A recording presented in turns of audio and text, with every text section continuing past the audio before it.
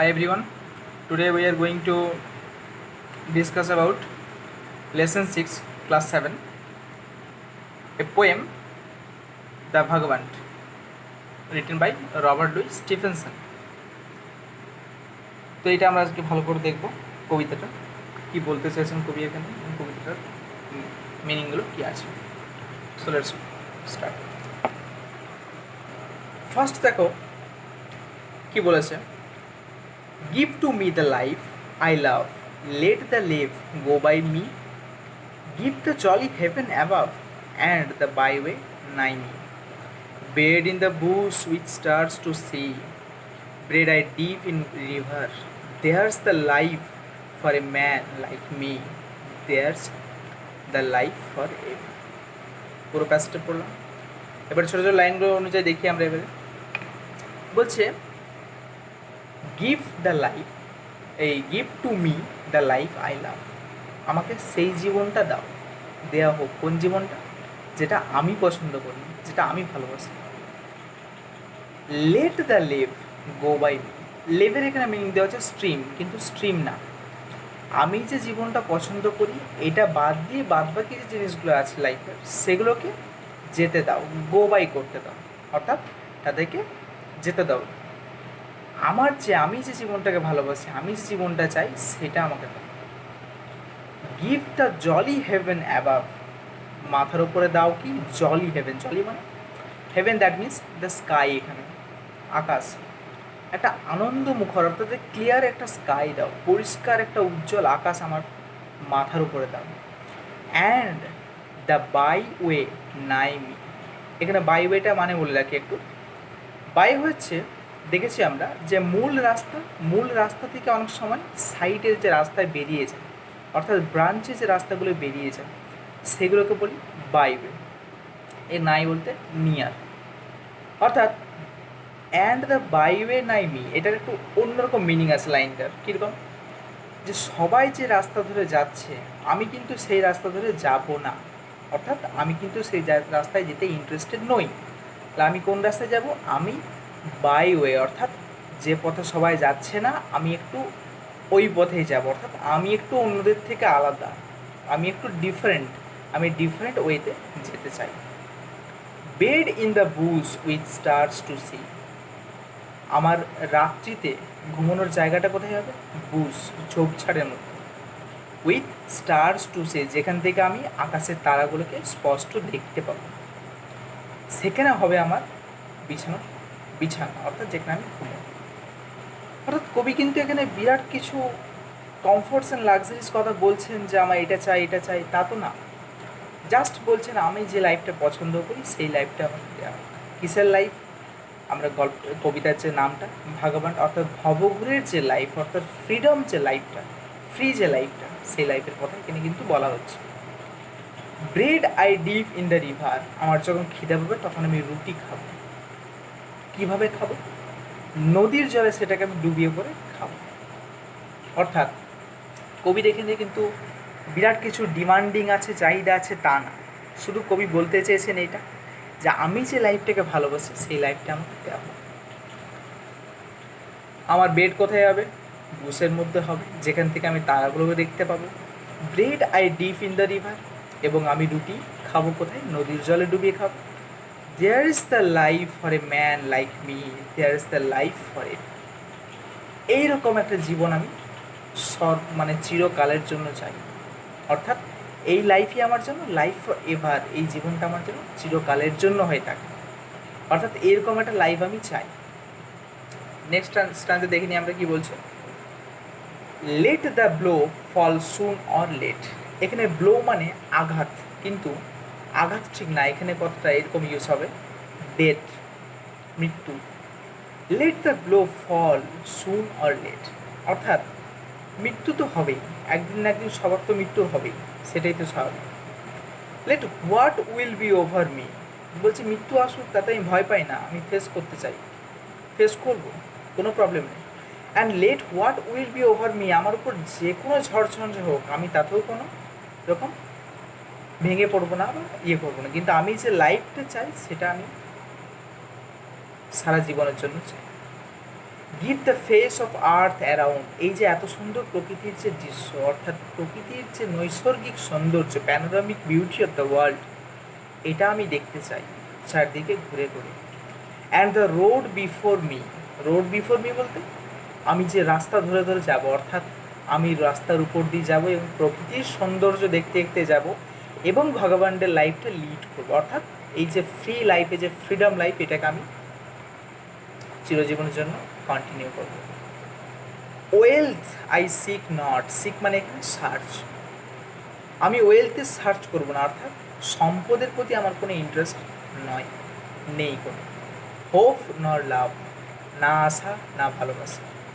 নর a friend to know me, বলছে শুধুমাত্র তাই না যে আমি সম্পদের প্রতি খুব একটা, মানে কবি একদম বলতে আছেন যে আমি সম্পদও চাই না, আমি কোনো রকম আশাও চাই না, কোনো রকম ভালোবাসাও চাই না, এবং ইনফ্যাক্ট আমি কোনো রকম ফ্রেন্ড চাই না। এখানে দেখে মনে হতে পারে যে ফ্রেন্ড চাই না, আশা ভালোবাসা, লাইফটাকে তিনি একটা নেগেটিভ ওয়েতে নিয়ে যাচ্ছেন না, কিন্তু বিষয়টা তা না। ভগবানের লাইফটা এরকমই হয়, অর্থাৎ তারা সবসময় ফ্রিডম চায়, ফ্রিডম। যদি আমরা এখানে সম্পত্তি, আশা, ভালোবাসা, ফ্রেন্ড এইসব জায়গায় আটকে যাই, তাহলে আমরা একটা বন্ধনের মধ্যে আবদ্ধ হয়ে যাই, যে বন্ধনটা কিন্তু কবি চাইছেন না, অর্থাৎ তিনি নিজেকে সম্পূর্ণ ফ্রি চাইছেন এবং চারদিকে ঘুরে ঘুরে প্রকৃতির নৈসর্গিক দৃশ্যটা দেখতে চাইছেন। And I sick the haven above and the road below me, এই যে একটু আগে লাইনটা এখানে পেলাম আমরা, এই যে হ্যাভেন অ্যাবাভ অ্যান্ড দ্য বাইওয়ে নাই, একই রকম, প্রায় অলমোস্ট একই রকম লাইন। অ্যান্ড আই সিক, আমি সার্চ করছি কিসের জন্য, দ্য হ্যাভেন অ্যাবাভ, হ্যাভেন মানে এখানে স্বর্গনে, সেই আকাশ, সেই মুক্ত আকাশ, সেই আনন্দ মুখর সেই আকাশকে আমি চাইছি কোথায়, আমার মাথার উপরে। And the road below me, অর্থাৎ আমার পায়ের নিচে যে রোড, অর্থাৎ যে রাস্তা ধরে আমি যাবো হেঁটে হেঁটে, সেই রাস্তাটা আমি চাইছি। নেক্সট স্ট্যান্ডটা দেখি আমরা।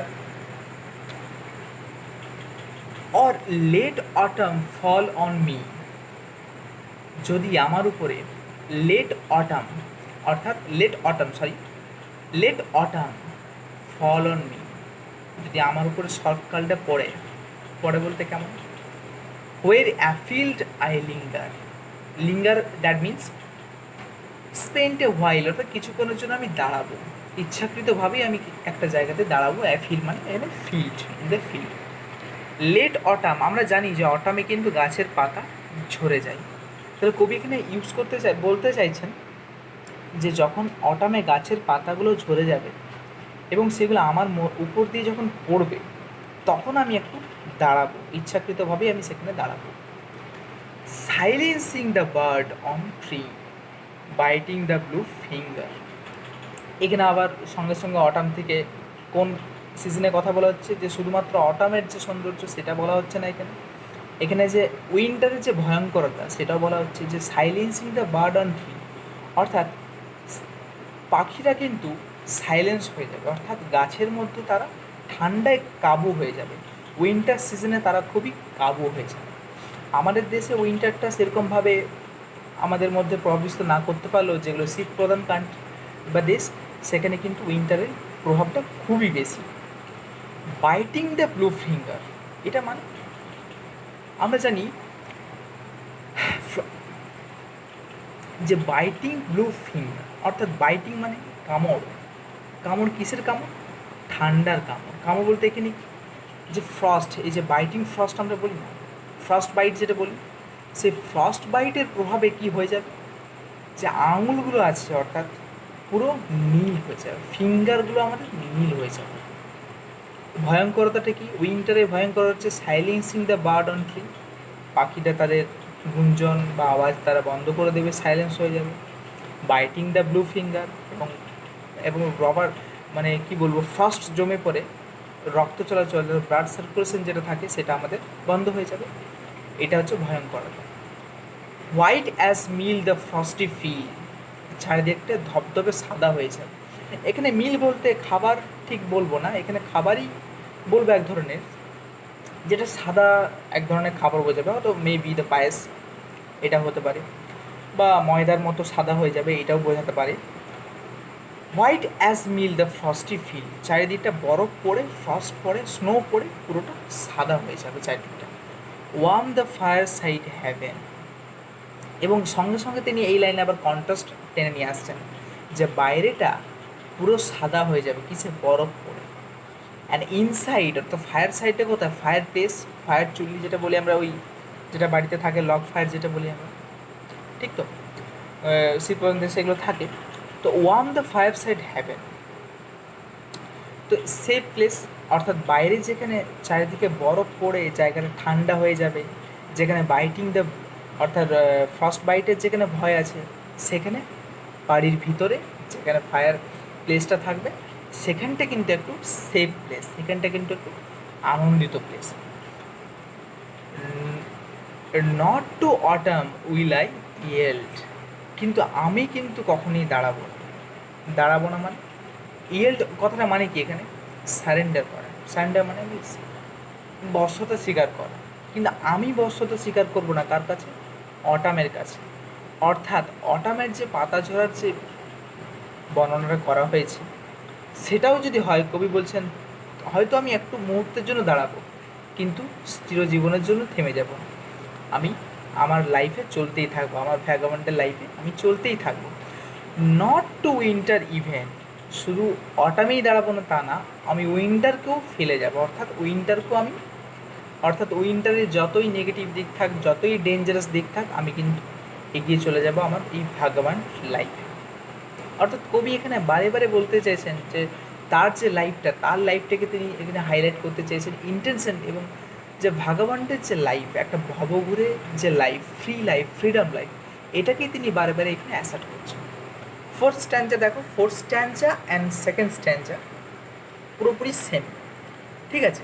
এই যে সেম, এই পুরো স্ট্যান্ডাটা একরকম সেম দেওয়ার কারণ হচ্ছে কবি আবারও বলতে চেয়েছেন, এই দেখো, let the blow fall soon or late, আমার উপর মৃত্যু আসুক, let what will be over me, আমার উপর যাই ঝড়ঝঞ্ঝা মানে যে কোনো রকম বাধা প্রতিকূলতা আসুক না কেন, give the face around, give the face of earth around, আমাকে প্রকৃতির এই নৈসর্গিক দৃশ্যটা আমাকে দেখতে হবে, অ্যান্ড দ্য আর রোড বিফোর মি, এবং আমাকে এই রোড পথেই হাঁটতে হবে।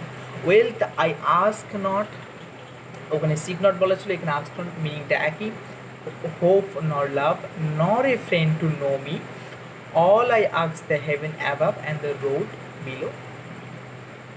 অর্থাৎ আমি সম্পত্তির প্রতি আমার কোনো লোভ নেই, সম্পত্তির প্রতি আমার কোনো ইন্টারেস্ট নেই, আমি না কোনো লাভ বা না কোনো আশা, না কোনো বন্ধু, এটাও আমি চাই না, কেন আমি কোনো বন্ধনে জড়াতে চাই না, আমি আমার লাইফটাকে পুরোপুরি ফ্রি করতে চাই, অর্থাৎ ফ্রিলি আমি লাইফ লিড করতে পারি।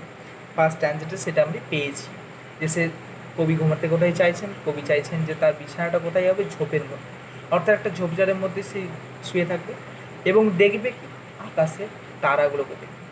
অর্থাৎ কবি যে এখানে পুরোপুরি যে ন্যাচারাল যে বিউটি, প্যানোরামিক বিউটি যেটা বলি আমরা, প্রকৃতির নৈসর্গিক যে সৌন্দর্য, সেটা বারে বারে তিনি অবজার্ভ করতে চেয়েছেন, মাইনিউটলি অবজার্ভ করতে চেয়েছেন, এবং তার জন্য তিনি বলেছেন কি, যে এই লাইফটার মধ্যে অর্থাৎ লাক্সারিয়াস কমফোর্টেবল লাইফের মধ্যে থেকে কিন্তু এটাকে ফিল করা যাবে না, অর্থাৎ আমাকে করতে হবে কি, ভগবানদের লাইফ নিতে হবে, লিড করতে হবে, এবং তিনি এই লাইফটার প্রতি খুবই অপটিমিস্ট এবং এটাতে খুবই ভালোবাসেন এই লাইফটাকে। তাই ফার্স্ট লাইনেই বলেছে, give to me the life which I want, যেটা আমি চাই, যেটা আমি ভালোবাসি, সেই লাইফটা আমাকে। তোমরা কবিতাটা খুবই ভালো করে পড়বে, একটা ইন্টারেস্টিং কবিতা রবার্ট লুই স্টিভেনসনের, উনি একজন স্কটিশ পোয়েট ছিলেন, এডিনবার্গে ওনার জন্ম হয়েছে, ঠিক আছে, থ্যাংক ইউ।